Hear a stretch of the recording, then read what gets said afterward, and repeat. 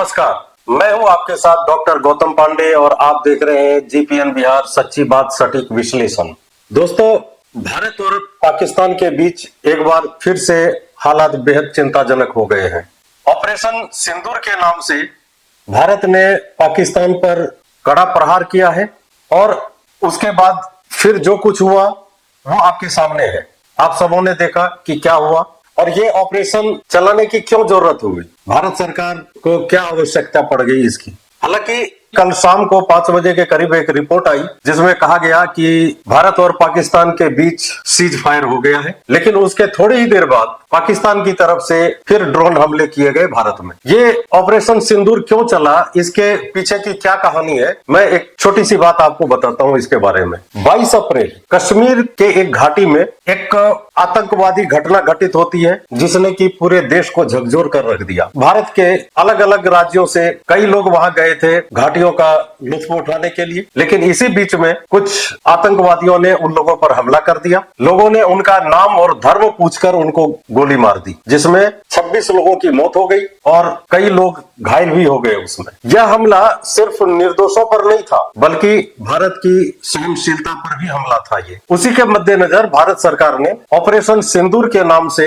एक ऑपरेशन शुरू किया, जिसके तहत भारत की सेना ने पाक अधिकृत कश्मीर के अलग अलग 9 ठिकानों पर, जिसके बारे में कहा जाता है कि ये आतंकवादी ठिकाना था, उसके ऊपर गोले बरसाए, मिसाइल से हमला किया, रॉकेट से हमला किया और उन्हें पूरी तरह से नेस्तनाबूद कर दिया। इस घटना में प्राप्त जानकारी के अनुसार 100 से अधिक आतंकवादी मारे गए और कई अन्य घायल भी हुए। कई लॉन्च पैड्स को भी ध्वस्त कर दिया गया। इस ऑपरेशन के द्वारा भारत का एक स्पष्ट संदेश था कि अब बर्दाश्त नहीं, सिर्फ कार्रवाई होगी। अब बात यह है कि जब कल शाम को जब रिपोर्ट आई कि सीज फायर हो गया, तो उसके तुरंत बाद ही पाकिस्तान ने दोबारा फिर से भारतीय क्षेत्र में ड्रोन हमले शुरू कर दिए। पाकिस्तान ने इस सीज फायर का उल्लंघन किया और कई जगहों पर, जम्मू कश्मीर, गुजरात, राजस्थान, कई जगहों पर उन्होंने दोबारा से ड्रोन हमले शुरू किए, जिसका कि भारत की सेना ने बड़ी कड़ाई से और जबरदस्त तरीके से उसका जवाब दिया। कई जगहों पर जैसे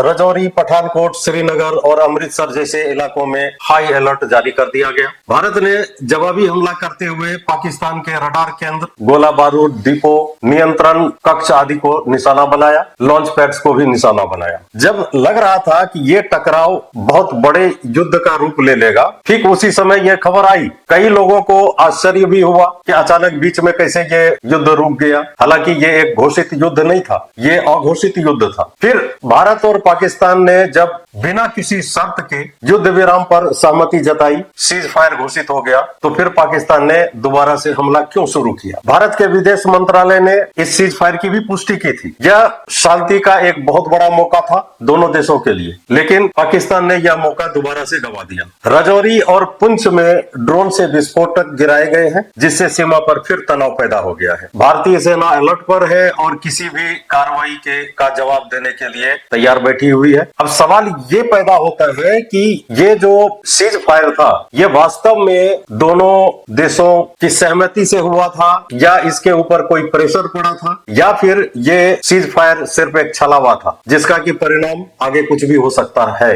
ये सोचने वाली बात है। अब सवाल ये है कि ये निकट भविष्य में इसका क्या परिणाम होगा, ये कहना तो बहुत मुश्किल है। भारत की जनता के ऊपर मैं ये सवाल छोड़े जा रहा हूं कि क्या ये सीज फायर इस वक्त पर उचित था, और अगर उचित था तो इस प्रकार से जो सीज फायर का उल्लंघन हुआ है, क्या ये उल्लंघन उचित है, और अगर नहीं तो इसका क्या जवाबी कार्रवाई होना चाहिए भारत सरकार की तरफ से, भारतीय सेना की तरफ से। पूरे देश की जनता भारत सरकार के साथ है, पूरे देश के राजनीतिक पार्टियां भारत सरकार के साथ है और भारतीय सेना के साथ है। हालांकि विशेषज्ञ इस पर अपनी अपनी राय दे रहे हैं। निकट भविष्य में इसका क्या होगा, क्या होने वाला है, ये तो आपको पता लग ही जाएगा। फिलहाल मैं आपके लिए एक प्रश्न छोड़े जा रहा हूं कि क्या भारत को अब भी कूटनीति पर भरोसा रखना चाहिए या सीधे कार्रवाई करनी चाहिए। आप इस बारे में क्या सोचते हैं, हमें कमेंट बॉक्स में अवश्य लिखें। मैं हूं डॉक्टर गौतम पांडे, आप देख रहे थे जीपीएन बिहार सच्ची बात सटीक विश्लेषण। देश और दुनिया की सबसे बड़ी खबरों के लिए जुड़े रहिए हमारे साथ। इस वीडियो को ज्यादा से ज्यादा लोगों में शेयर करें, वीडियो को लाइक करें, और अगर आपने मेरा चैनल अभी तक सब्सक्राइब नहीं किया है तो उसे सब्सक्राइब करें। धन्यवाद। जय हिंद।